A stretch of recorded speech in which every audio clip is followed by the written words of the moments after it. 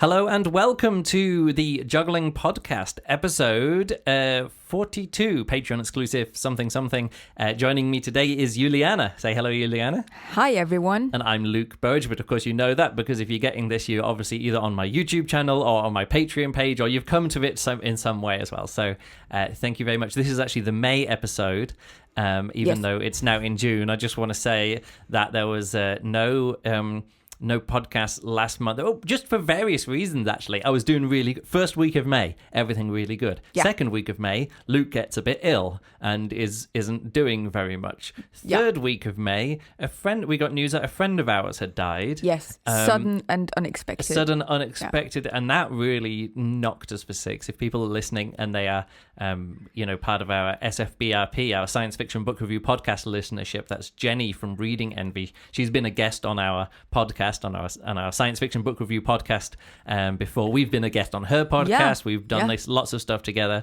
And yes, unexpected and sudden death there. And it really hit me hard. Again, it's a bit rough this year with people dying. Yeah, it can stop now. Yes, please stop. Stop it. I'm over grief already. Yeah. And then the last week of May, or the final bit of May, Luke gets a news that you got a gig. Oh no, actually it's cancelled. Oh no, you have another gig next week. And so then I had to go away for a trip, and then we're like, okay, I'm gonna get home, and then we got some time to do it. But then Juliane was super busy with work, and then this week we actually had this weekend that's just gone now. We actually had a holiday planned, a little getaway with us and some juggling juggling friends from Berlin. We're like, we go camping. Let's go camping. Like, not a convention, just a group of us going camping. We've done it before. This year it was just a general campsite, and it was overrun with kids. And also all of our juggling friends from Berlin are also overrun with kids. It used to be there's a kids big, at our age. Yeah, it was a big group. Some singles, a lot of couples and things. Yeah. And then it used to be that some of them had kids, and now it's some of us don't have kids. I think that's the way around it works. Yes, more so. So now, a week late, a podcast. Yes, let's get to it. Here it is, 1 week late. But again, just to say that May was a bit rougher on my schedule for various reasons than I expected. But actually, the video that I was working on at the beginning of the month and a bit in the middle of the month is actually, I think this is going to be a lot better now because other things have come up throughout May, which help kind of focus this video that I wanted to make. Okay, that's good. That I wanted to do, which I'll get onto in a minute. First of all, I want to thank our Patreon supporters. So let's go over a few. Thank you for waiting for this podcast. Yes, it's been absolutely fantastic. Let's go to the benefits here. So thank you very much to Hugh and Sid and Matt and Hendrik and Joel and Kathy and Sam and Chris and Flo and Mysterious Mark and Bethany and Juliana. You still support me on I Juliana. do. And Cool Beans, thank you very much for all your support. Cool Beans, I realized that he just cancelled his $5 a month pledge, but thank you very much for all your support over time, Cool Beans, even if you don't feel like you don't want to continue on with the support. Also from Craig and Michael and Mark and Greg and Keith and Yuli and Jeremy and Rafa, and then Tae Di Hong or Di Hong Tae, Zach McAllister, Pierre, and then what's that? Hugh Simmons again? Why is Hugh on here twice? Either way, and then lots of other people who support us. About 50 people in total who support us. Lots of them at the $1 a month pledge. I just want to say. Great. Thank you so much for all your support. It's really helpful, actually. Even though now I'm getting a few more juggling gigs, this little bit of extra money gives me the boost and also gives me like a focus. If I didn't have this, I wouldn't be like, oh, right, I want to do a podcast. I want to talk about this stuff, or I want to make a video. Yeah, and I'm always looking for new things to do with juggling. Oh, we mentioned previously that last semester I did a juggling course at the you did at the local university where Juliana works at the technical university. No, was it technical high school? Yeah, so University of Applied Sciences. University of Applied Science, and this year, like nobody signed up, or this semester, starting in May, nobody signed up for the spring semester, and we were like, oh, what's going on here? Wasn't it being promoted? And it turns out the guy who runs the juggling. Not the juggling course, I run the juggling course, but the guy who runs the university sports moved to Paraguay. and is now working remotely from Paraguay. And then all of the actual organization stuff seems to be down to like assistants and volunteers and things. Something like that. Now, if you know somebody who's from Germany and moves to Paraguay, there's lots of like loaded social stuff that goes. That immediately comes into your head. It comes into our head, and when I'd heard about it, but I hadn't really connected. Like, someone, because I was down at this open day, and we were juggling at this open day down at university, to promote. Oh, there's going to be when you come back here in the semester, in the autumn semester, there's going to be some juggling here. This is something you can do. Can do that. And the guy who was the assistant there, to the university sports director, was like, "Oh yeah, he's gone off to Paraguay or something." And I didn't think of that until you came back and were like, "Ooh, a German has moved to Paraguay for reasons." And again, you don't know the reasons, but all of them are a bit weird. There are things that I haven't talked to him about it, of course. No. So I don't actually know, but this is the kind of thing that goes around. It's the gossip. It's the gossip at university. And there are things heavily attached to Germans moving to Paraguay. Which you can look up in your own time. Didn't want to get too much into it. I just wanted to say the different kind of things that which haven't been happening in our lives. Yes. So the juggling course didn't happen this semester.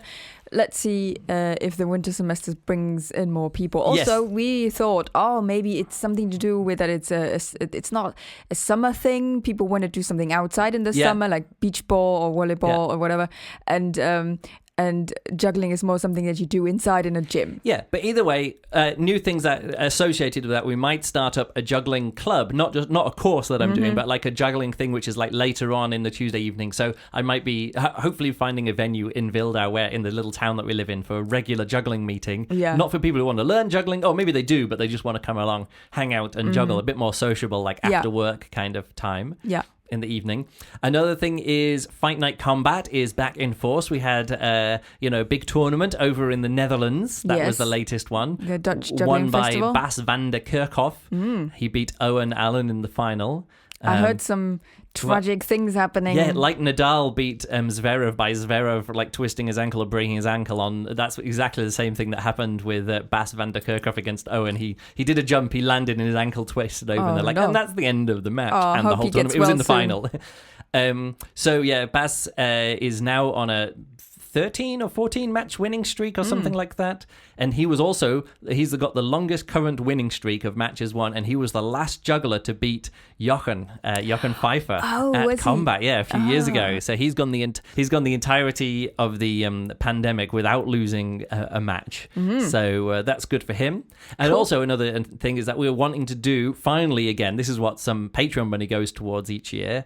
We're going to do the end of year finals, the European Championships, and we're going to invite some people. It's going to be like a little bit more loosey-goosey in terms of the qualifications, because we've got, like I said, in 2020 and 2021, the top players from then can come along, and it's so this year it's going to be not just the best from this year. We're also going to pick some of the best from 2021 and 2020 to come to Berlin.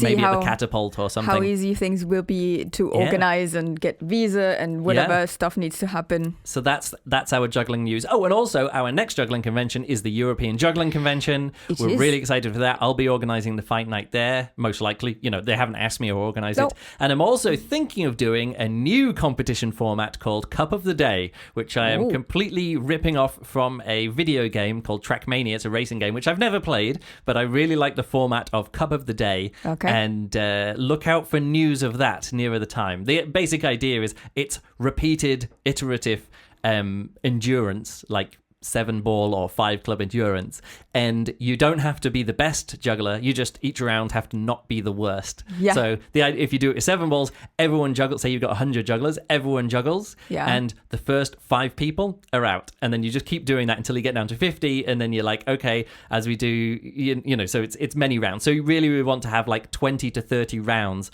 of everybody juggling 7, and when you get to the top 10, only the worst goes out each time. I quite like the idea that it's not going down from the top, that you take the top of something, but you remove the bottom, which means it's consistency. Like the person who wins will not be the person who can go the longest in a 7-ball endurance. It'll be the person who can consistently get that 50 catches and not mess up at the start. Yeah, and that's kind of what you want in an endurance, right? You want to award consistency. Yeah.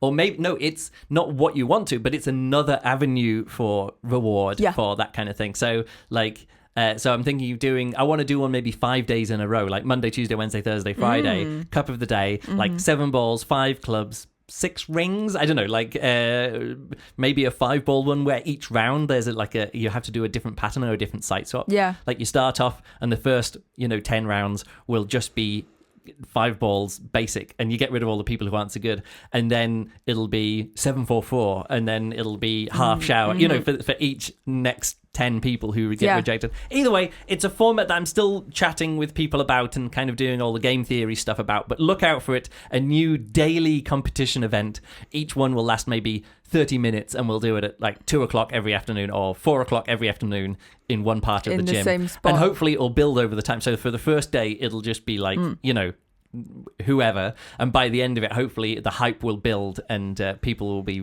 really into it by the end of the week. Yeah, let's see. It's a fun and winning idea. It will be really hopefully prestigious. Either way, let's see how that goes, and we'll hopefully be vlogging at the EJC again, depending on our own motivation levels and timing, if we want to do it, and especially if we get more people, because actually at the EJC in 2019 in Newark, we actually got a lot of people supporting us via Patreon, specifically because of the daily vlogs. So maybe I'll do some push in the month leading up to the EJC, like throughout July, saying if we get to like 100 Patreon supporters by the end of the month, or 300 euros, or whatever we need to do it, like just to give like an audience, like, and have lots of people to thank at the end of each video. Let's see how it goes. But that's certainly the plan. The plan is to go to the EJC. We travel there. It's going to be a fun. I'm so looking forward to it. I'm so looking forward to it as well. In fact, just meeting up with jugglers this weekend this was like a big, like everybody's going like, we're going. Yeah, we're going, and we're going by train, and we're flying, and we're driving, and things like that. We're driving.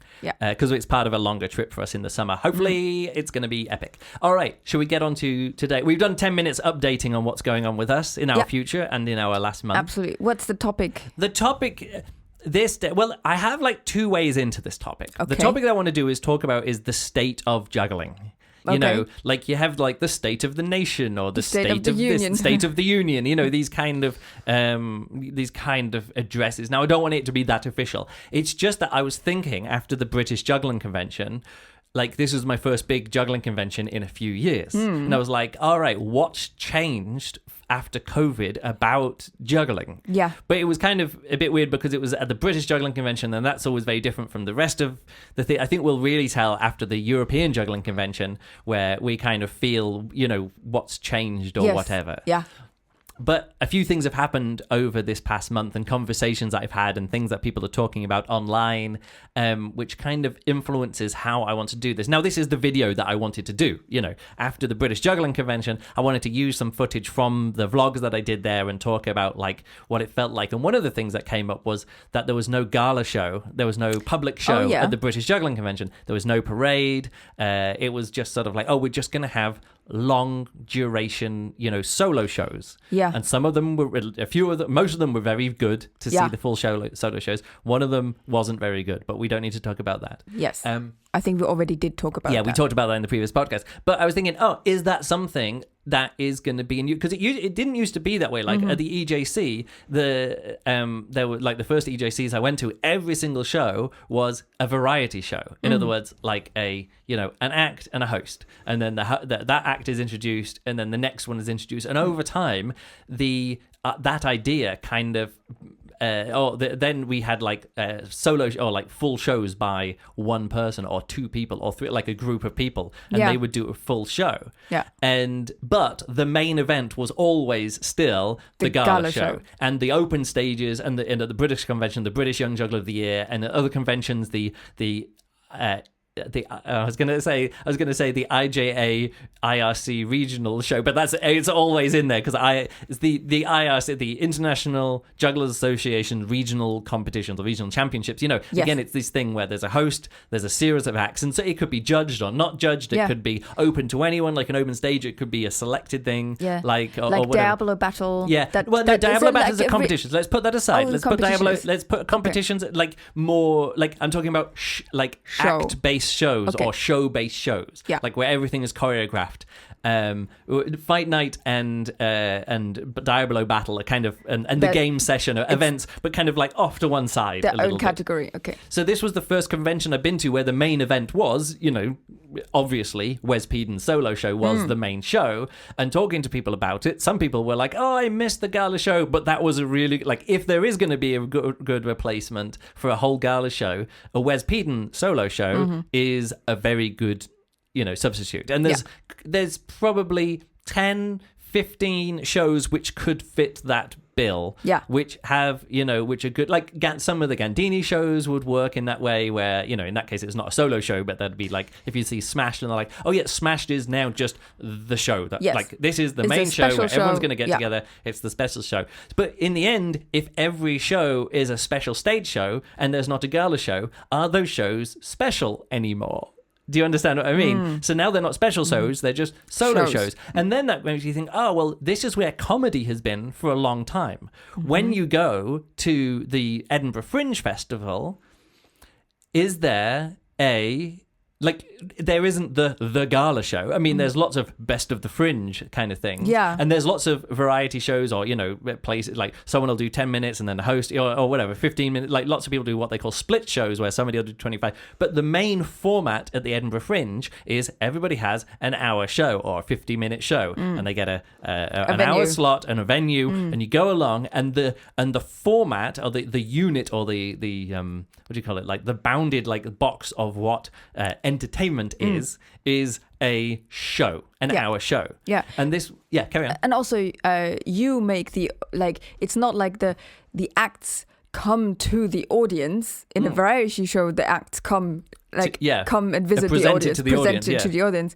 But in this kind of format, the audience goes to decides first where they want to go, and then they go and go to either the venue and stay there, or they go and check out the certain people. So it's a different format. So this was just one of the things that made me think about the state of the juggling, and that's just one part, one aspect.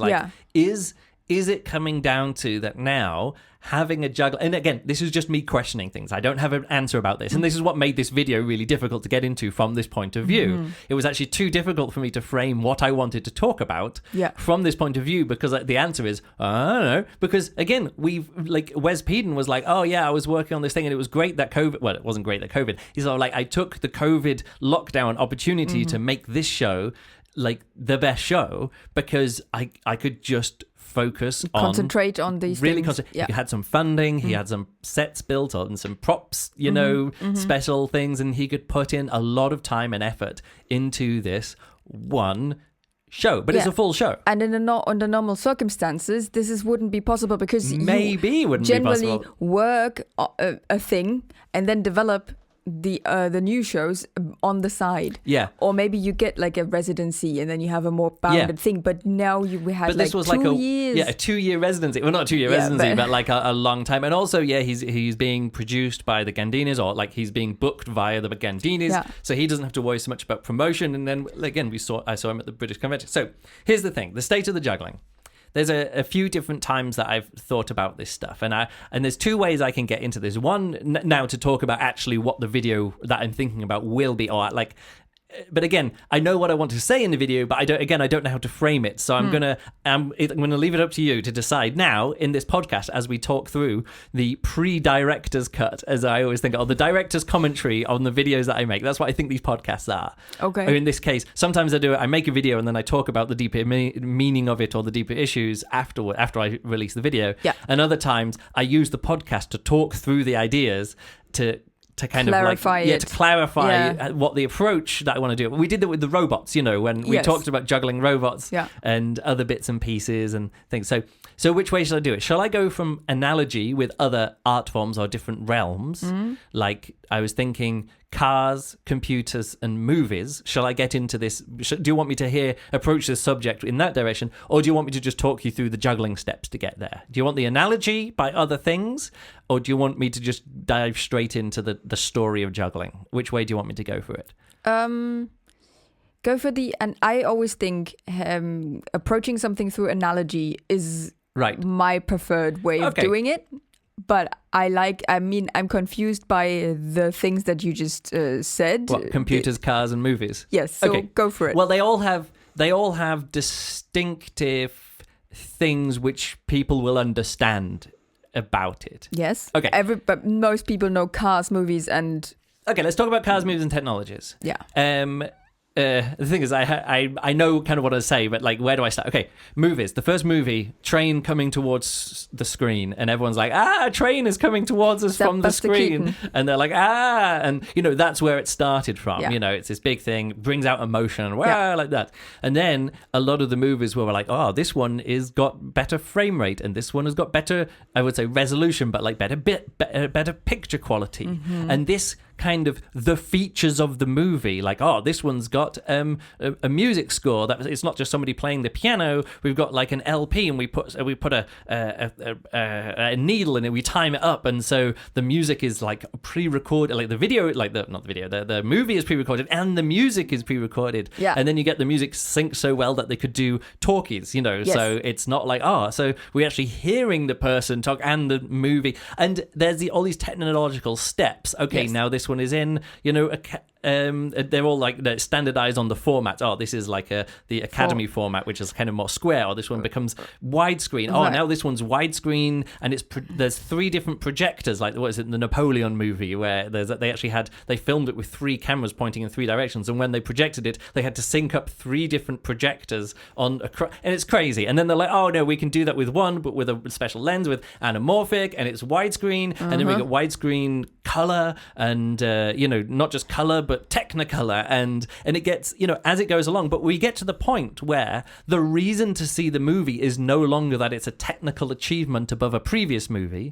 Like, you got to that point with like the movie Cleopatra, the most expensive movie ever made, but in the end it didn't matter, or movies got to the point where it didn't matter that it was a greater technical movie making achievement than the previous movie.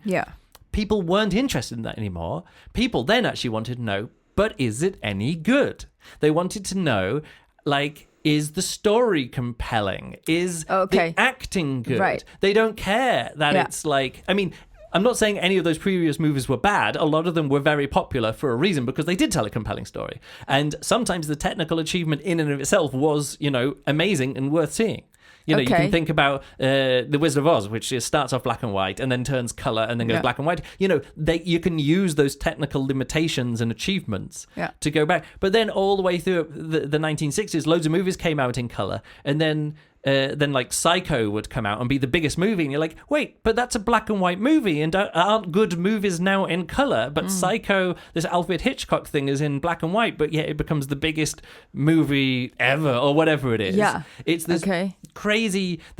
So in like the 1960s, 1970s, and especially through the 1980s, there became this inflection point that it was no longer the technical movie making achievement, and it came down to it was no longer the studios which were like the power. It was now these new directors that became like these auteur directors, and that's where you get people like Francis Ford Coppola, who was like, oh yeah, make a movie, and he makes whatever the list of movies that he made in a row, like Godfather, Apocalypse Now, The Conversation, Godfather Part 2. Like he gets like in 4 years, like sweeps the Oscars 4 years in a row, because again, it was no longer about the external factors, technical. It was now about the vision. And so you couldn't decide which movie that you wanted to see, or which was a good movie, purely by what is the runtime, is it in color, how much money did they spend on the sets, how many extras were there? Because that was a big thing. And how many extras in a movie isn't, like, I think the biggest one was the movie Gandhi, where they were like, oh yeah, we're going to have this pilgrimage or protest or whatever. And they paid for like there was like 17,000 people on screen. And that was a selling point. The most extras in a crowd scene ever. And then it got to the point where some of the most important people in movies were the directors, but the second most important people in movies in popular culture were the movie critics, were the movie reviewers, because suddenly people wanted a guide to how they wanted to see like what was good about this movie was no longer about how technically impressive it was, but it moved over into what feeling are you going for, and how well does this piece of artwork address that feeling? Yeah, I think also that one aspect of this is the numbers. Like movie making started out, and there was only a certain amount of movies coming out, and you had to go to the movie theater. Yeah. And like all these factors, that's another. It was very limiting. Yeah. And so the more I wouldn't say easy it became, but the more it became like a machinery of an output of more than. Just want to say, I'm putting aside advertising because that was a huge thing, like discovered when movie studios discovered like advertising, like, oh, if you advertise, people will go there, because it used to just be like, oh yeah, this is the movie that is on, and people who go to the movies will just watch this movie. And I don't want to get into that story, but it is an interesting story when Hollywood woke up and discovered that advertising actually works. So let's just put aside advertising and just say the critics played their part in, when things became more available, you go down to Blockbuster Video, you've got a whole wall of movies, and all of them are the same size. Which is the one you're going to pick? Exactly. Oh, I heard good things about this one. I heard good things about this. And I think this is then the opinion influences of the time. The day you have different kind of influences. Yeah. But this is definitely something that added to it. And then if you have the sheer amount of it and you don't know what to do, you look at the person that you know in the past has recommended things that you liked, and then you say, okay, if this person had roughly the same kind of taste, I can trust them. Or you know what their taste is, and if they love the movie, you're going to hate it, and if they hate the movie, you're going to love it. That kind of thing. So the same thing happens with cars. It used to be that when the first cars came out, every new car that came out was just better than the previous car. Like if Ford made this car and then they made the next model, you buy the next model, because of course the next model is better. You know, but it got to the point where like all these automakers were making better and better cars that they went, oh, actually we need the cheap version, or we need the less powerful version, or we need the slower version, and that's fine. But all the way through with cars, it used to be that you could just look at the technical specs. What's the horsepower? How heavy it is, how big the wheels are, whatever, how many seats it has, how many cup holders it has, what, and you can just go through, tick box. It used to be tick the boxes. What kind of car do you want? Okay, is it available? This size, yes. A boot or a Escort or station wagon, yes. Cup holders, yes. How many seats? Yes. Oh, yeah. Again, these are just I'm not saying them in the order of importance, but you could decide what was important for you. Yeah. And then when you were doing car shopping, when you were shopping around for a car, you might go, well, I know that Ford has this car, and BMW has this car. No, let's put aside BMW, whatever. Like, so just Peugeot has this, Renault, like these otherwise should be indistinguishable cars, and you just pick which is the best for you with the best numbers and things. But then it got to the point where, like you say, there was so many cars, so much choice, that other factors started coming in, and that's where, like, I wanted to say with BMW and Mercedes and Audi, they're like, oh yeah, these are cars, these are great cars, but the reason you want these is because BMW is the ultimate driving experience, and Audi has whatever Audi that they have, and Mercedes has this like more luxury, and BMW is more about the handling, and Mercedes is more about the luxury, and Audi is... And they're all German. Yeah, I'm just saying the German... But what buying a German car meant was that you actually had something. And people were going, but you can just buy this, this Vauxhall for the same amount, or this VW, and it's way cheaper. Look, all the numbers are the same. Like, the engine is the same size. It's got the same number of seats, and it's got the same number of wheels, and it's got this... everything is the same. Look, it's the same car. And you're like, but when I shut the door of my Mercedes, it goes thunk. And when I shut the door of a Vauxhall, it goes clank, and you're like...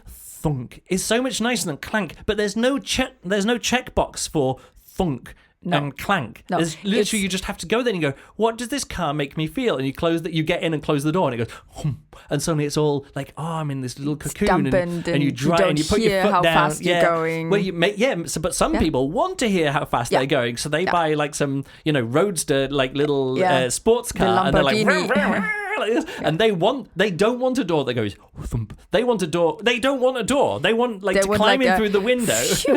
Like a swoosh door or whatever. Nothing. They don't want a door. Yes, they want to look ridiculous getting into their car. Yeah, however, that's what they want. Either way, cars got to the point where the criticism of cars, Or put it this way, that car journalism had to catch up with this. Car journalism couldn't just be like, here are all the features of the car, tick box this, and in the end, if you want this car, this is a 5 out of, or, you know, this, obviously when it gets to technical stuff, there's so many metrics that you can go, miles per gallon this, you know, liters per 100 kilometer that, braking distance, you know, there's so many things that they could break it down as sort of like, this car gets 87.5 out of 100, and, you know. And it gets smaller and smaller, the factors that you and it decide turns out on. people don't want to know if a car gets 87.5 out of 100 or 88 out of 100. What they want to know is when they get in it, does it feel like their car? Does the car reflect them? And so many people go, oh yeah, I've thought really hard about it, and the kind of car that I want is, I think, a red car. And again, I'm just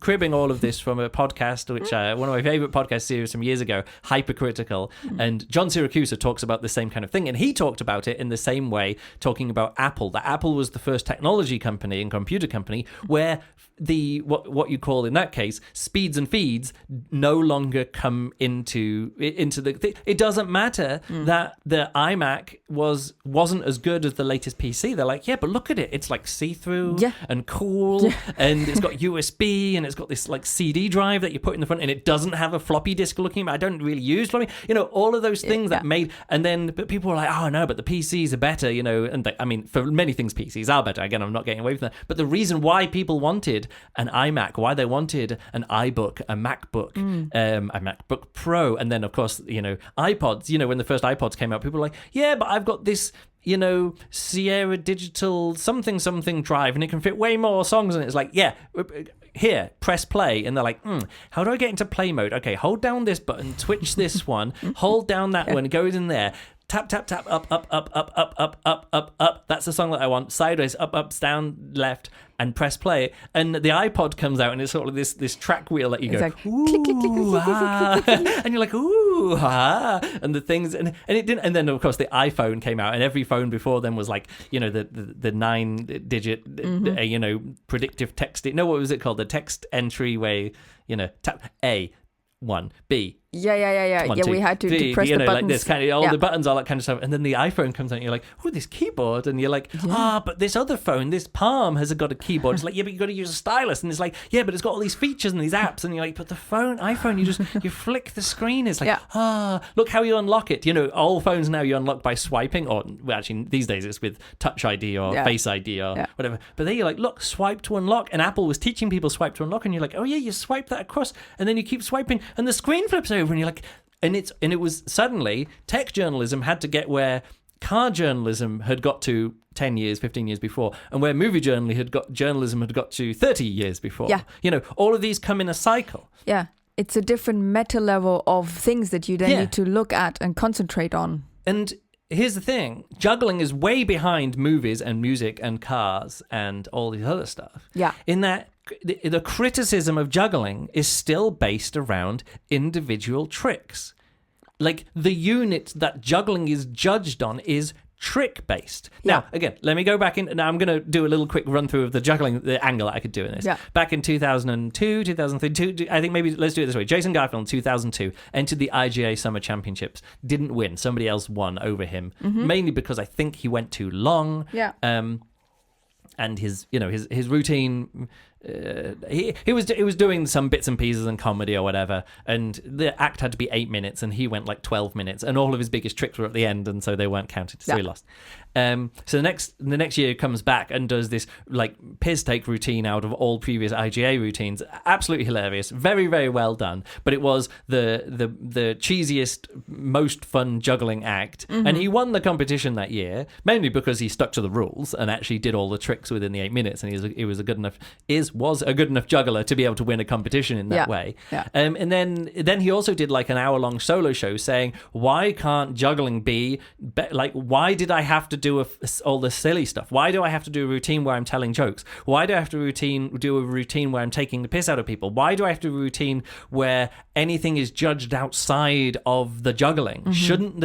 Isn't pure technical juggling enough? The irony was he had to make that point in a show where it wasn't just about technical juggling. And again, a very good show.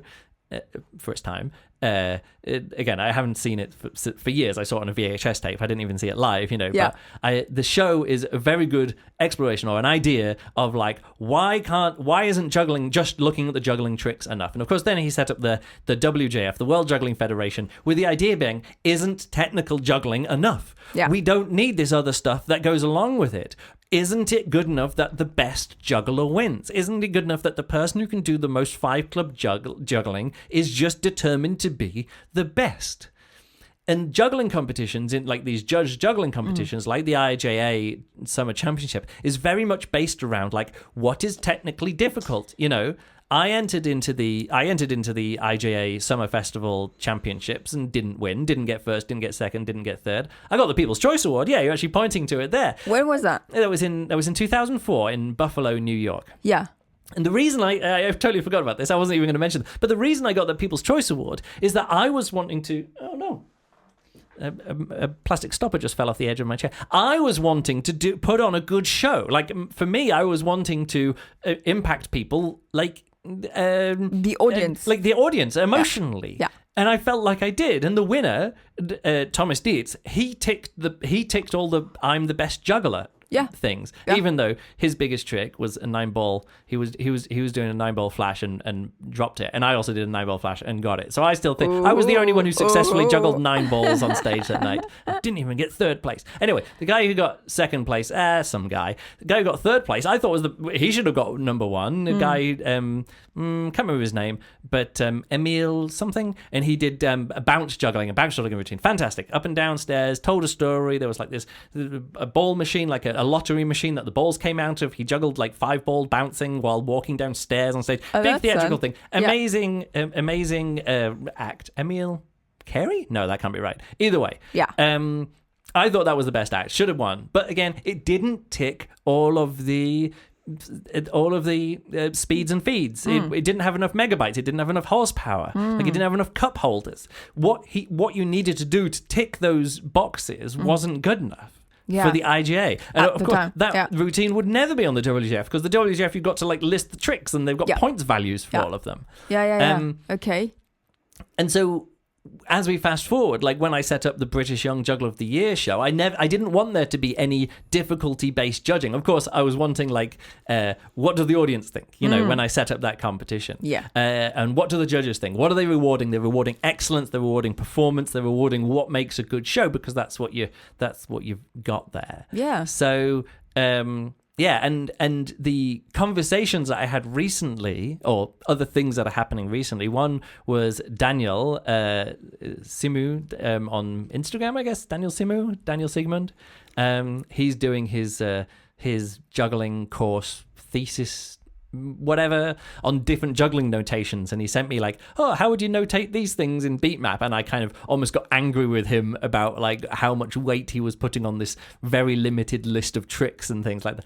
He talked me round into a good thing, but what it came down to was he is wanting to say, I want to like analyze juggling tricks with these different notations to discover what else is valid there about the juggling tricks, which can come out of these tricks. What am I trying to say? Like he's focusing on the smallest element. Yes. Of juggling. Yeah, like how do you notate a throw in this notation? Yeah. So he was looking at the gearbox surrounded by the thing, and then looks at what makes this good. Yeah.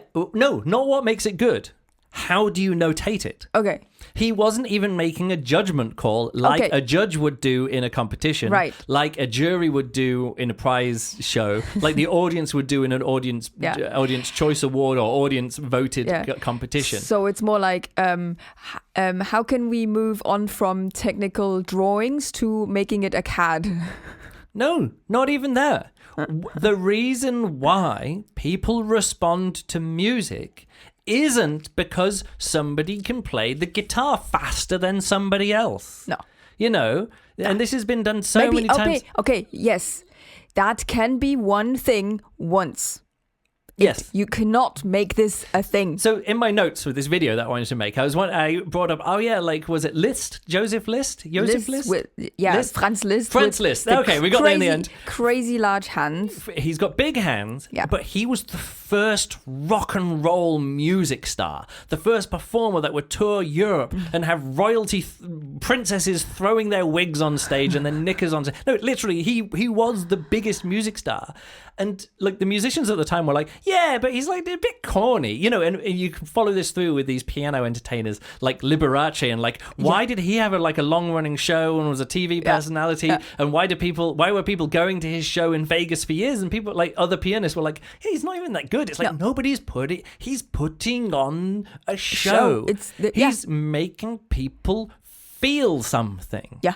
And I made a note here as well. People will, let me get the exact quote. I've learned that people will forget what you said, people will forget what you did, but people will never forget how you made them feel. That's Maya Angelou, who apparently came up with that quote. Again, I just looked it up and maybe not. It's disputed. Where did that first coinage come from? But that's where I felt at the British Juggling that we'd got to with the shows that were there. Catherine Wagner, Pancakes there. Catherine Pancakes did her show. Yeah. There's nice juggling in there. Really fun, balanced stuff. Some cool 3-ring routines. But it's a spoken word piece, like with poetry about the experience of being a female juggler on stage. Yeah. She got 2 separate standing ovations, like one halfway through and one at the end. It was like one of the greatest moments in her life so far as a performer. It was fantastic. The audience really went with it, except my mum, who was deaf and she didn't have a microphone and Catherine didn't have a microphone. Either way, what I'm saying is that like that moment was like, right. Yeah. Like this is a juggling show. It's also poetry. There's theatre in there. It's character based and things. But it was a juggling show which wasn't concerned about the speeds and feeds. It wasn't concerned about the tricks. It was concerned about the choreography. It was concerned about what it looked like and the beauty of it and things. But if you said what was the trick? I mean, of course, I can remember because she did this whole routine when she balanced a ring on her nose and then took a shoe or someone's shoe and passed it through. There was lots of very difficult tricks that she did. Yeah. But it wasn't in the end about the tricks. It was about the show. Yeah. Then Wes Peden did his show. And he did all new tricks. There's whole route, well, not all new tricks, but there's entire sequences where he starts juggling 3 clubs and he doesn't do anything that I've ever seen anyone ever do before with 3 clubs, and he does it for like 8 minutes, and that is about the tricks, but it isn't about the individual tricks like, oh, this is a new trick and that's a new trick. It's about the flow. It's about them being connected. The connection. It's about, it felt like ambient music in a way, so it was like, forget about the beats, forget about the music. It's sort of like just be suspended. What's the mood and that is what he did masterfully all the way through the show. It's a show called Roller Coaster, and talk about taking you on a roller coaster of emotions, and they're not even that complex emotions. Like they don't need to be complex emotions. No. But take me on a journey of any kind. Yeah. And again, if it comes down to it, like I could list some of the tricks, but like at one point he does this thing where he's sort of like, I need to like on a roller coaster, I need a way to like release tension or give myself a reward for trying something on stage. I don't need to worry about drops. And so he does some technical 5 club juggling trick. And if he gets it, he's like, hey, and then he tries another one. And if he misses a trick, he throws the clubs away. He reaches into this box and brings out like some really dumb trick, like a ring that he spins around a stick on his head, and then does a yo-yo in one hand and does something with a Rubik's Cube or whatever it is, like just a really dumb combination trick. And then another one where he's got something with Velcro, and he throws something and then catches something stuck to him with Velcro at the same time as spitting water in it. It doesn't matter what the trick is. It's the contrast between doing a really difficult 5 club trick, like 5 club showers with a pirouette or back crosses with a thing, or all these lazy catchy kind of things that he did. And it didn't matter which tricks he did. Yeah. Although I could definitely tell he ended with 5 club back crosses because he needed an end point where he knew he was going to get a trick. Yeah. So for me, as someone who recognizes the difficulty of those juggling tricks, I knew that him ending on the one 5 club trick in his whole show that I could do was him doing the safe trick, because he needed the safe out at the end of the routine. He needed something which is going to end with the music, because he doesn't have any failure tricks anymore. He doesn't have any of these like silly tricks that he's going to sprinkle in because the idea is it's a reward for him failing. Like I need to feel comfortable with failure. So if I give myself a reward for failing, I'm going to feel good even if I mess up. Reprogramming yourself. Reprogramming. And again, it's an emotional thing. Like we went on the journey with him, and he did all this other kind of stuff. It didn't matter what the individual tricks were. Yeah. So that's another thing, which brings me again to something else which has come up, which is and one of our Patreon supporters, like trying to find the message, and I couldn't work out where the message had come through. If it had come through on Instagram or Twitter or Facebook or on Patreon, but I couldn't find it anywhere. Somebody said, "Hey, Kellen Quinn is putting out these long stories where he talks to the camera on Instagram, and now he's doing them as a vlog, which is a better format because he can actually edit them and put in comments and put like other footage in and stuff." And he's put out 5 vlogs so far talking about creating new tricks. And I actually said to him, here are a few things that I'd love you to talk about. Again, he didn't credit me for mentioning these things, but these are things that are like I challenged him about. He says, I said, look, I know that you're just asking these questions, but here's the thing. First of all, is a trick discovered or is it invented? Just address that. And he did a vlog about that. And also I mentioned him. I said, look, also talk about stealing or what that means to you. Like, what does stealing mean to you? I have my definition of stealing. Yeah. And I don't think you can steal a juggling trick. But like, what is your definition of stealing? And how, like, and of course now he's made a whole, like 2 videos about trick stealing and things. And he says his latest video that he put out, I don't know, last week, the weekend. I don't know. We were away for the weekend. I only just watched it this morning. Didn't keep track. But again, he said, okay, here's tricks that I don't want you to steal. Here's tricks that I would really dislike people to steal. And he said pretty much every trick in this one act of mine. And we watched, and I'd seen it before, but we just watched that video. And I was like, that's a real pity that he thinks what's good about this act is the tricks. Yeah. But he does acknowledge that. He says, look, I made lots of tricks at the time, and some tricks are indistinguishable from other tricks. If you put them side by side, and you would be like, that trick is no better than this other trick, but why do I care if someone steals this trick and wouldn't care if somebody steals this? Again, I'm putting aside that I don't think you can steal trick. I mean, the whole the concept of trick stealing. Yeah. Again, let's put that aside. But he was weighting very heavily that the important part of that act is the tricks that he's doing.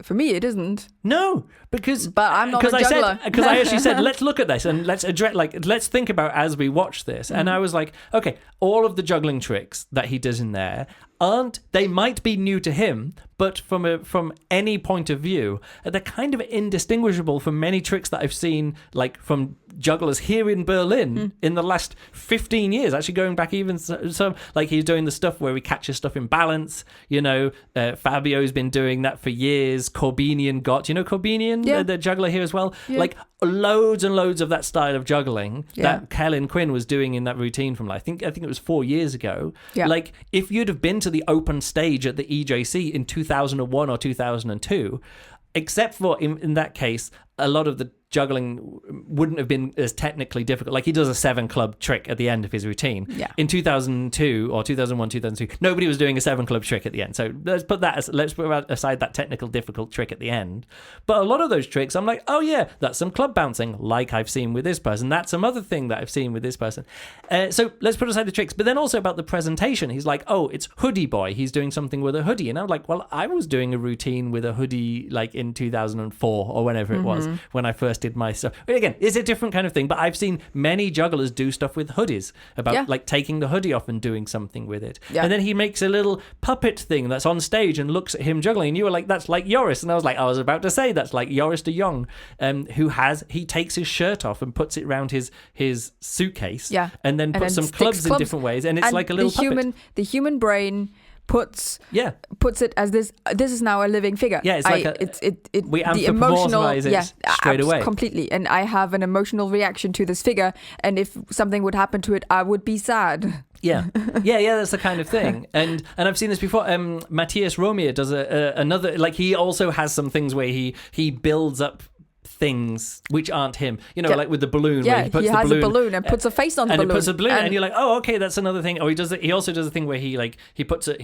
I can't really explain it on a podcast, but he bends his leg and then puts like glasses over his knee, and then a ball, and then he does a juggling routine. And it's it's something else. So again, the idea of having like a little character on stage who watches you juggle, or creating a figure out of juggling props, which then takes on a character on stage. Again, also not new.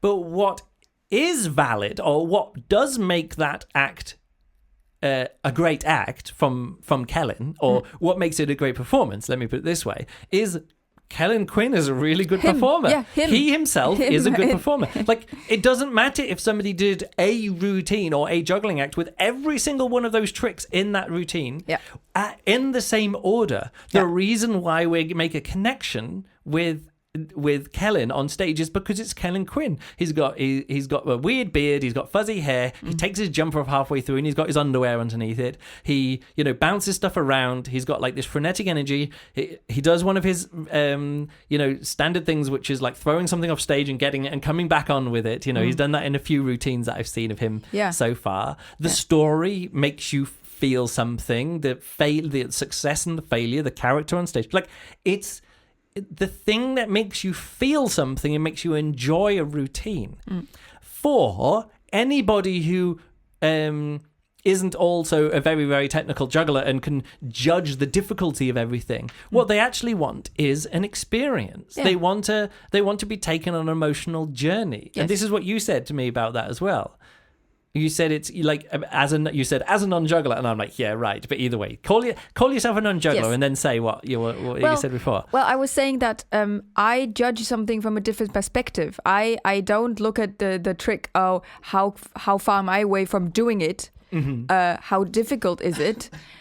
Because I can't do any of this. Yes. So I can't look at this from my perspective as how technical and difficult it is. Yeah, I can only look at it and say, did that impress me? Yeah. Did that touch me? Or what did I think about it? And I can't. You either have to think, oh, I'm purely doing this for a juggling audience, and they will have a certain relation to everything, to every trick, or you do it to what is more likely to an audience that isn't a juggler. Yeah, and so there's just two different things. Yeah. So, and that's the thing. Like, if as a juggling community. Actually, let me put it this way. I actually want to roll back quite a lot of what I said there. This is all about shows and performing. Anything that isn't about shows or performing, it is about the tricks, because jugglers learn tricks. And I think this is what people get mixed up with when they talk about stealing tricks. Because in my opinion, jugglers don't steal tricks. Jugglers learn tricks. Yeah. The way that you pay for a juggling trick isn't by giving credit to the person who invented it. It's by putting in the time and effort and learning it yourself. There's this thing of sweat equity. It's how much sweat did you put into it earns you the right to do that trick. And I'm not saying about performing, I'm just saying like the vast majority, 99.9% of all jugglers, 99% of all jugglers aren't that interested in performing. And if they are, they don't care, because they're not getting paid. They're just doing something on a renegade or an open stage or whatever like that. It's not about monetary gain. There are very few professional jugglers in the world. So for the vast majority of jugglers, it's not about stealing a trick, because they're not taking it. They're just learning a trick. Yeah, because the original trick, the original person, or the person who deems themselves the original person, still can do it. It is not gone out of their brain. And you're not actually taking it from them. You're not removing the ability for them to do the tricks. Now, if you steal their props and it's a unique prop, yes, you are stealing their prop. And when I say stealing, when I mean stealing, I actually mean stealing. I don't mean stealing as in sort of like this copyright scaremongering way. They're like, you wouldn't steal a car, you wouldn't steal a handbag, you wouldn't download a copy of a movie, and then, again, I'm not talking about that, because there's whole legal structures in place to stop people copying people movies. Have come up with all of these things, guidelines. technical guidelines and laws and stuff, but there are no laws. There are no technical guidelines about juggling tricks. There's no copyright. There's no way of paying for it. There's no centralized way of giving credit. There's not like a union where if you copy someone's trick, you're like kicked out of the union. I mean, I'm thinking now about things which are analogous, like you can say about music, where you've got to pay music licensing and all these other kind of stuff. And also magic, where if someone comes up with a trick, it's understood that you have to pay that person who invented that trick, and also don't reveal that trick to spoil it for other people. And then there's all these magicians who are like, I got into the magic circle. Oh, I've been kicked out of the magic circle. And the magic circle has benefits for if you don't reveal other tricks, or if you develop your own, or if you pay for the tricks, the magic tricks or the illusion. Let's say illusions that you're using, that you pay the inventor of it. Like there's a whole understood system in the world of magic which thrives on that and becomes an industry. An industry that supports trick or illusion inventors and trick inventors, and also being part of the magic circle isn't just to say, you can be kicked out, but there's benefits to being part of it. Like, you can enter the competitions, you can go to the conventions, and if you win the competitions, like how many world champion magicians have I performed with? Loads. It's a publicity mill for people who want to be able to call themselves world champion magicians. So they have like 8 world championships a year, if you know what I mean. Okay.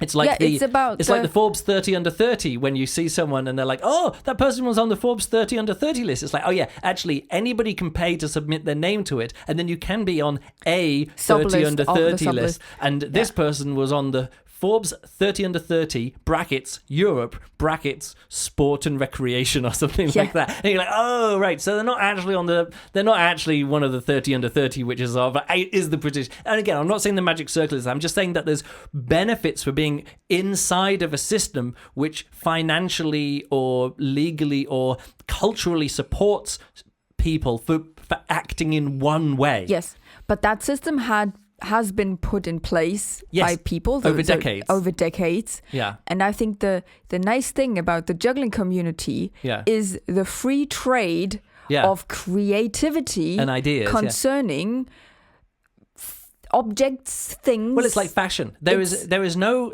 copyright for fashion. If someone puts out a dress and it's good, the next season or 3 months later or 2 months later, maybe with global supply chains, 6 months later now, but they will just now be in H&M. They'll just be in whatever if it's a cool thing. The thing is, there is big disputes about things like that. And there is no intellectual copyright or protection for fashion. Okay. There isn't. No, you're too far into territory that you don't understand. There is.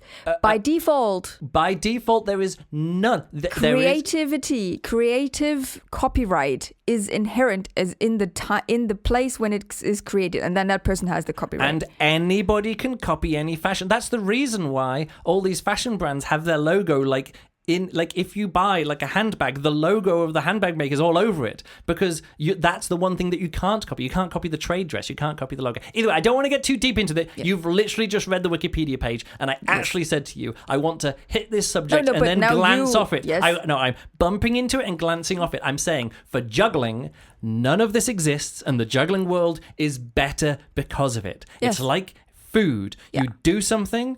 The reason why you're allowed to cook a meal which copies the best meal from the best restaurant is because it only exists for you, and then you eat it and then you share it with your friends and you're done. And they're like, wow, really nice meal. And I'm like, yeah, I know. I watched this YouTube video and copied this one person. Yeah. You didn't steal the recipe. No. You didn't take the recipe. No. You didn't do anything. You just made the food. You bought the ingredients and made the food. And in juggling, that's the same way. Yeah. You see a trick. You're like, I'd like to learn that trick. And you work out how it's juggled. You learn it. And then that's it. You have paid for that trick by sweat equity. You don't need to give credit. It could be nice to give credit. Like in my show, I give credit to lots of jugglers in my show. That's true. I name drop loads of people. Like, this trick is this. This routine is inspired by this person. This is my tribute to Anthony Gatto. Here is me, and this is one thing that's about Luke Wilson. Here I name drop my Steve Mills and do the Mills mess. Here it's the Brun finish. I tell people about these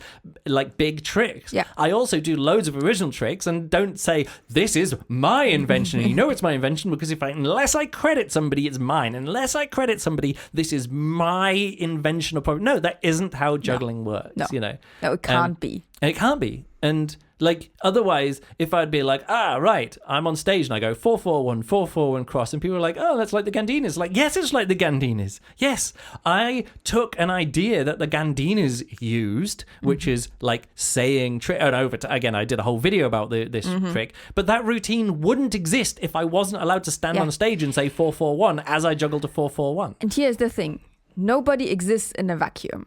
Nobody. Unless you live as a wild, brought up person in the woods, no outside contact, and you come out the woods and you sing, I don't know, a song. Yeah. And it sounds very much like It's a Hard Day's Night. Yeah.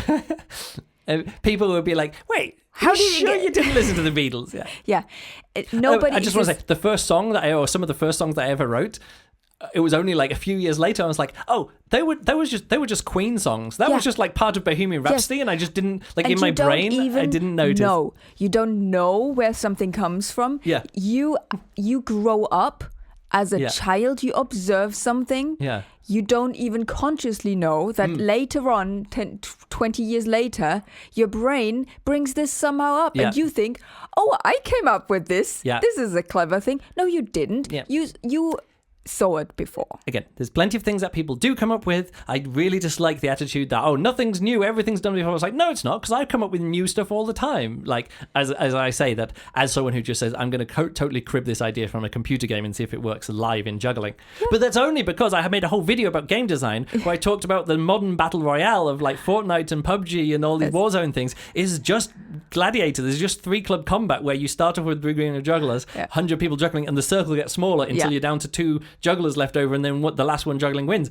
I want to do an experiment in the other direction. Can I take a video game format and go back to juggling rather than going from this juggling format, and which then again independently was made into it, but the game design is exactly the same. But also this is very fruitful because you then take one tiny element of something and make it your own. And by doing that, you are exploring it in a different direction. You are exploring it as you. Yeah. You know, and also you then give this thing, the idea, the creative idea that came from somewhere else, and give it to another audience. Yeah. Like, this is how you spread this stuff. Either way, all of this to say is the video that I want to make about the state of juggling.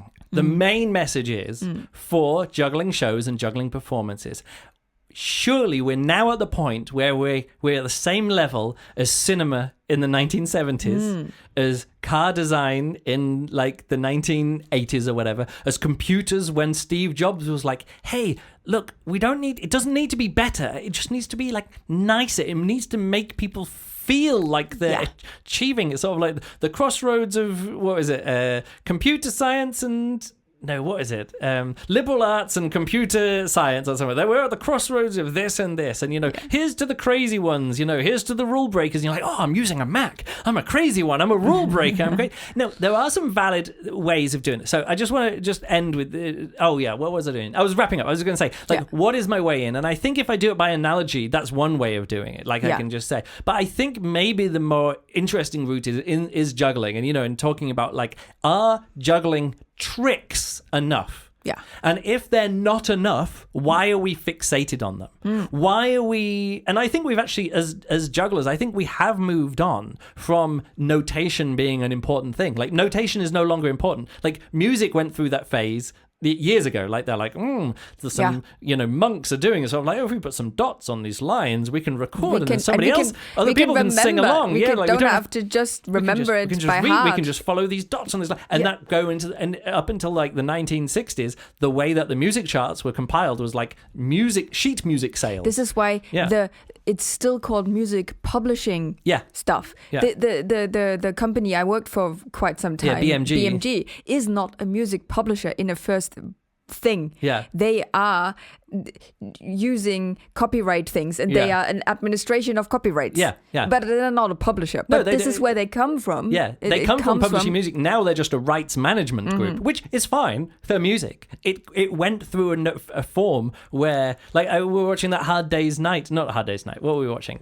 Get Back, the documentary about the Beatles. And they're like, oh, yeah, look at this. One of our investments, they set up this company, which is like artistic, and they made movies and things, but the Beatles company. And one of them was like, look, we bought this massive library of sheet music. We own the rights to the sheet music. Oh, that's great. I remember that song. My uncle used to sing this. Like Ringo is like, oh, that song, we used to sing that. And that's how music used to be experienced all the time. It was only experienced by, here's some sheet music. Someone's got a piano. They play it. We all sing along. Oh, that was the music that I loved. And, that actually influenced a lot of the Beatles music. The corny stuff. I'm quoting Maggie, the corny stuff that Paul would write, sort of like, oh, it sounds like, 1950s music hall stuff. It's like, yeah, because that was what music was. And the Beatles were really excited to buy a library of sheet music. Now, looking back, that's insane. Like, that's not where music is. Yeah. But music moved on beyond it. To appreciate music and enjoy music, you didn't need to be able to read the notation. It was sort of like just part of popular culture. Yeah. Pop music, that's what pop music meant. Pop music was the transition between having to see it live, played by people looking at sheet music, to rock and roll shows, and it being about the feeling, and it being about, oh, this song sounds cool, and then also with the recording technology, everybody being able to hear the same version, and it became way more about the senses themselves. It became the audio, and the juggling now is now way more about the visuals. Yeah, it's about flow, it's about connections, it's about all these things, and little videos on Instagram. Yeah.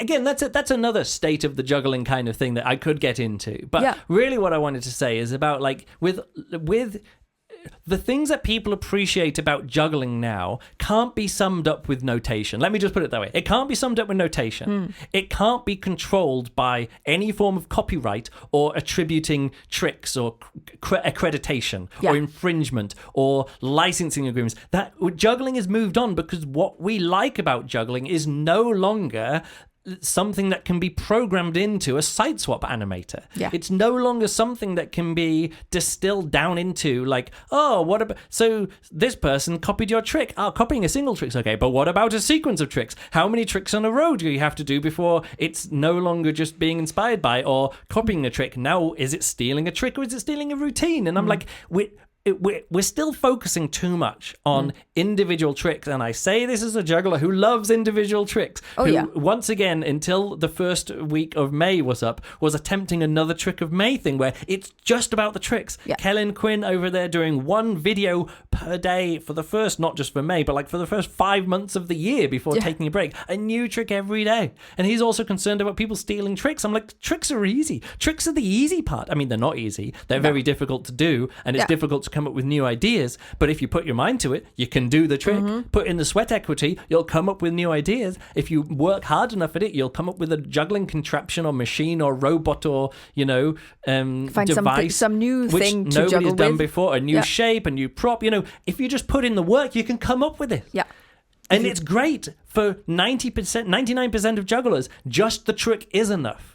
And again, that's why I didn't want to get too bogged down in it, that juggling should be about more than tricks. No, for most people, for 99% of people, juggling is about the tricks. It's about the club passes who get together and they've got a list of 99 site swaps that they want to go through before the EJC next year. And they just sit there and do the next trick on the list. And then Brooks like, hey, can you do this with A clubs? And I'm like, all right. So then I tick this trick off Brooks' list, and then he goes on to someone else and finds someone else just to tick the list off the trick. I think tricks off the list. One important important factor here is you need to look at the people who do it and for whom are they doing it.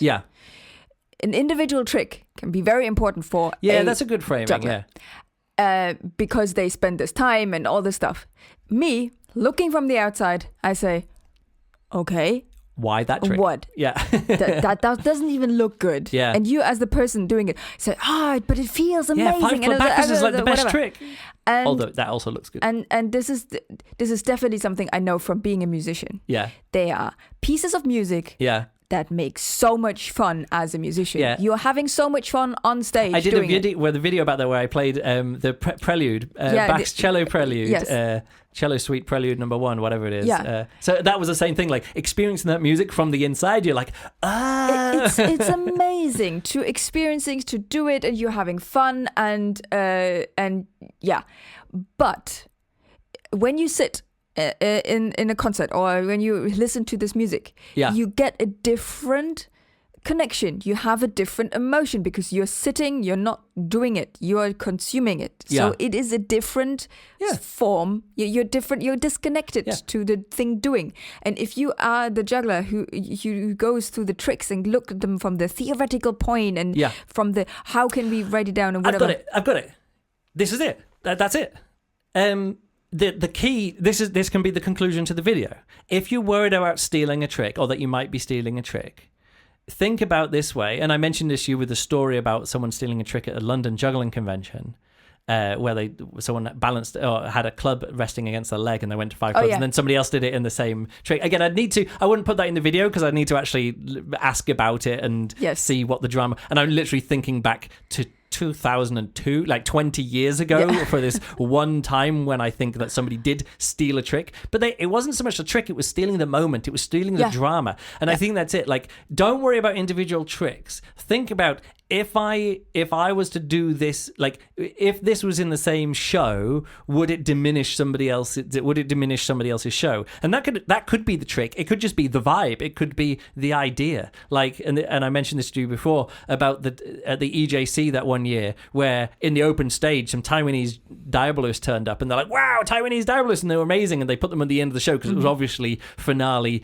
act material. And then the next night there's like another Taiwanese diabolist turned up to the same show, and you're like, wow, Taiwanese diabolist, this is amazing. And then the next show there was another Taiwanese diabolist, and like, wow, and then the audience were like, yeah, like we're a bit over and all the Taiwanese diabolists were doing different tricks with different music, with different routines, but they all had like the same style. It was the same moment in the show. Like, you can't have always a Taiwanese diabolist to close an open stage like 6 nights in a row, even though they're the best thing. They're the best thing. They got the best tricks. They got the best acts, but you can't always have them as the closing act of the same show 6 nights in a row, you know. So that's a tricky thing, and it's not the trick. It's not about the tricks. It's about the vibe. It's about and that's why I think that what is now the most important thing that's kind of missing from the juggling world is the criticism. Like, you can read a review of a convention. You used to be able to do that when people would actually write long-form reviews of conventions. But now it's like high, low, gold crush, Bane surprise, and there's only so many highs you can do, and everyone can say, oh yeah, Wes Beaton's show was really good. Toby Walker's show was really garbage. You know, there's only so many things that you can see like that. Where's the criticism? And I've wanted to make videos about this before with the new circus and the open letters to the circus community. And there's things that it all ties together in this. It's sort of like, where's the criticism? And with criticism, you need a few things. One is people who are critics. The other one is like a shared experience of what the show is, or what the act is, or what the thing you're criticizing. You can do that with cars because they're mass produced. You can do that with computers. You can do that with movies because everyone can go and see the same movie as long as it's well projected or whatever. You can do that. But with live events, it's a bit more difficult, you know.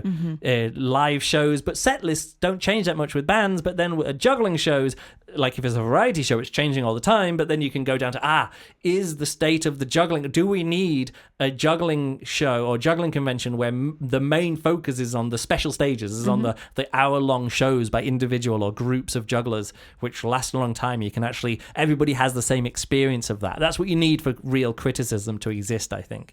Otherwise, it's just people writing essays about ephemera. And essays about ephemera is good, but that in the end doesn't feel like criticism. No, it's not.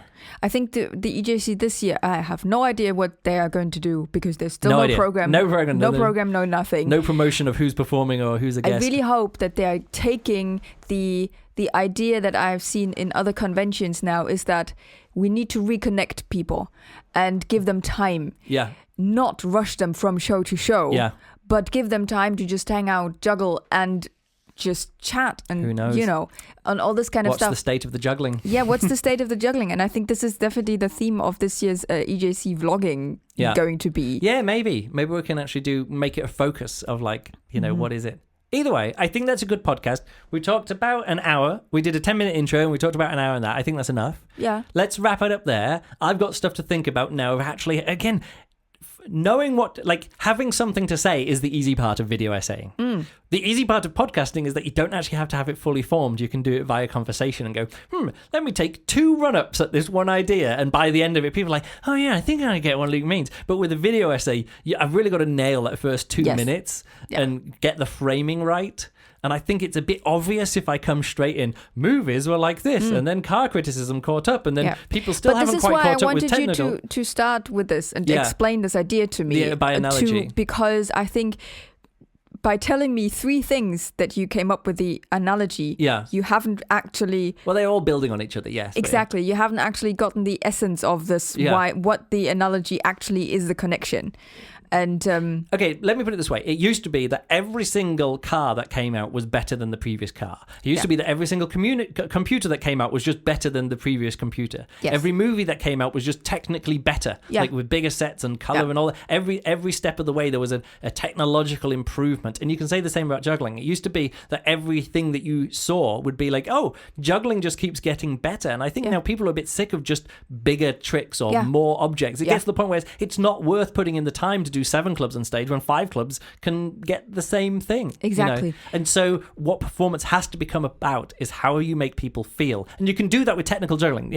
Anthony Gatto, his persona on stage, and I've done many videos and many workshops about this, was, I'm the best juggler in the world. I'm going to make your jaw drop and say, wow. Yeah.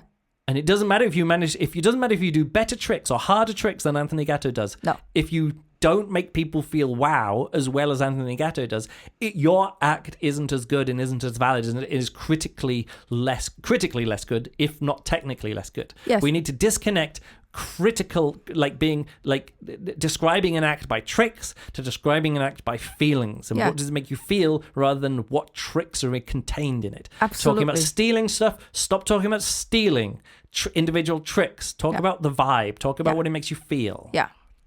And that's definitely something. But with shows. That's definitely something that, as a non, I still call myself I'm not a juggler. Yeah. I'm just not. Yeah. Okay. And that's totally fine. For me, you're the most expert non-juggler there is. I'm the most expert non-juggler there is, but I'm still not the kind of person who would take a prop and fiddles with it to come up with tricks. Yeah. That's just not me. But I look at things from both perspectives, and I think generally the shows are going to be to people who are not going to sit down and come up with tricks. Yeah. So they're either going to be jugglers who like learning tricks, exactly, or they're going to be jugglers who like doing tricks. Yeah.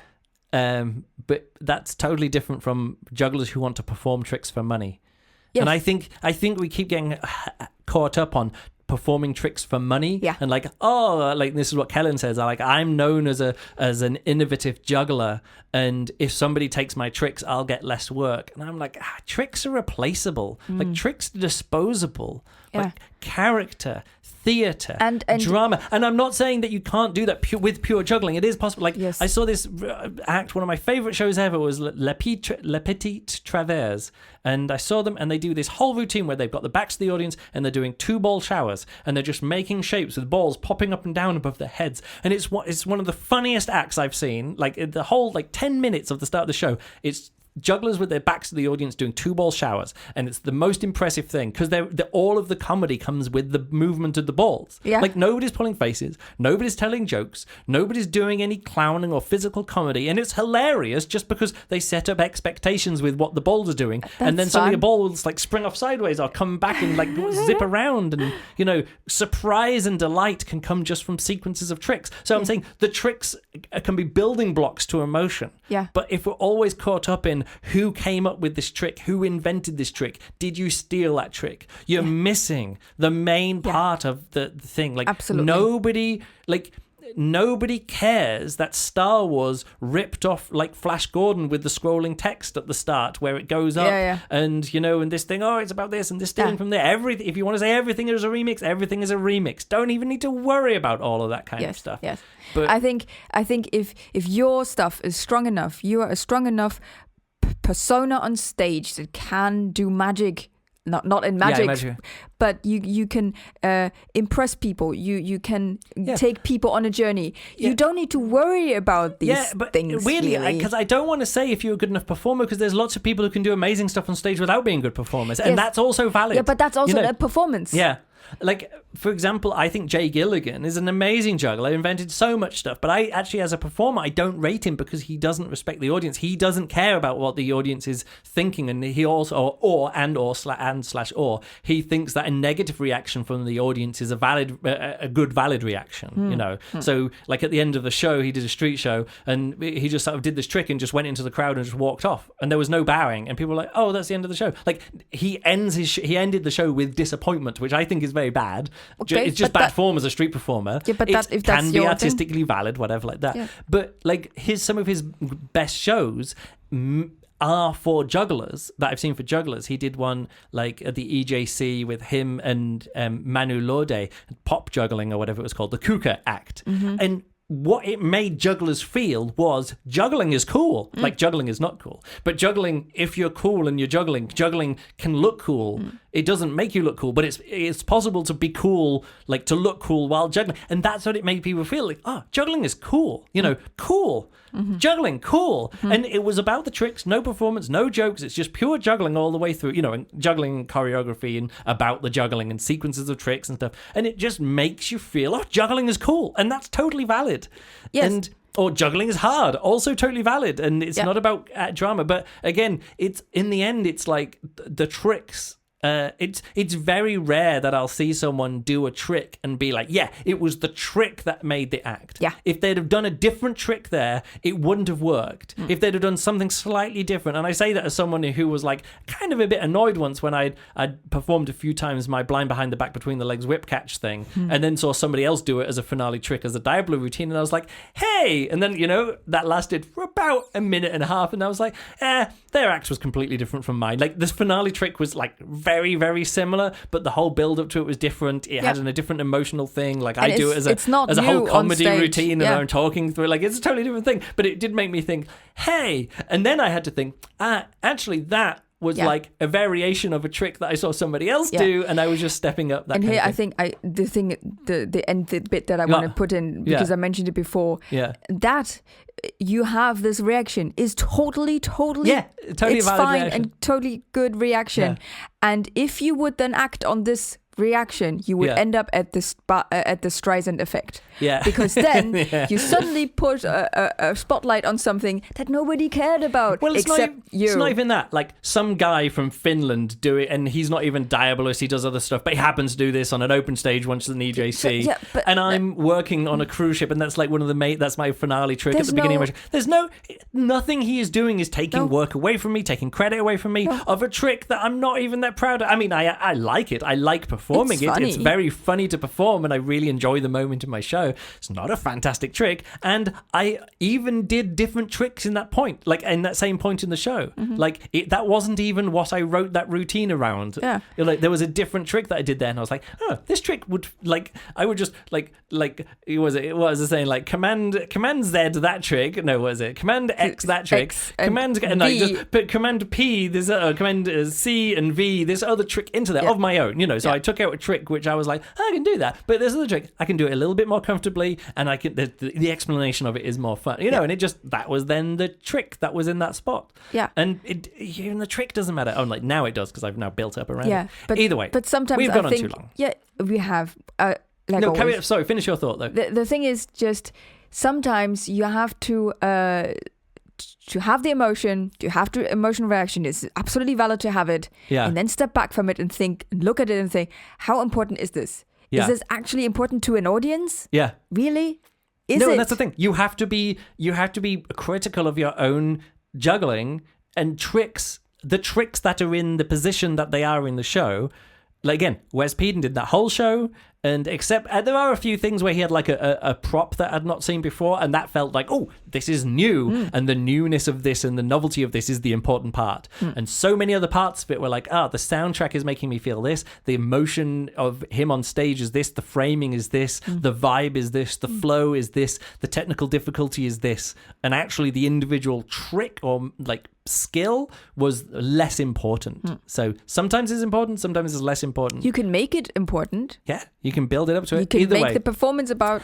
We've done this now, an hour and 20-minute podcast. How am I going to make this into a 10-minute video essay? Like, I honestly don't know. Maybe it's going to be longer, maybe it's going to be shorter.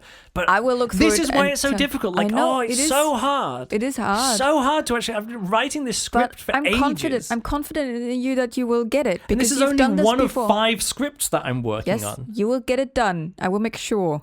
You will make sure. Yes. Patreon supporters, keep doing this. I think this is a fun discussion. Maybe I'll just release this podcast on YouTube as well, like doing a YouTube upload so people can actually discuss, like more out in a little bit more publicly than the circle, the closed circle of Patreon supporters or people who click on the link and then download it. It might be fun to put this on YouTube just to see if I can get a few more people prodding at the idea from a few more angles before I make a video essay about it. So who knows? Maybe this won't be a Patreon exclusive. But thank you very much to our Patreon supporters for supporting us and making podcasts like this. We wouldn't do this podcast if you didn't do it. Like we wouldn't have this conversation in this format. No, we would have it with the two of us on the couch or in the car. Yeah. And there's a thing after we're talking about this, and Juliane's like, I want to read this entire Wikipedia page about copyright. And I'm like, please, we don't have, like, this is not what the podcast. I'm going to touch on trick stealing and copying tricks, but we're going to touch it and glance off it. And I was like, okay, I'll wait for you 5 minutes or 2 minutes for you to read more of this.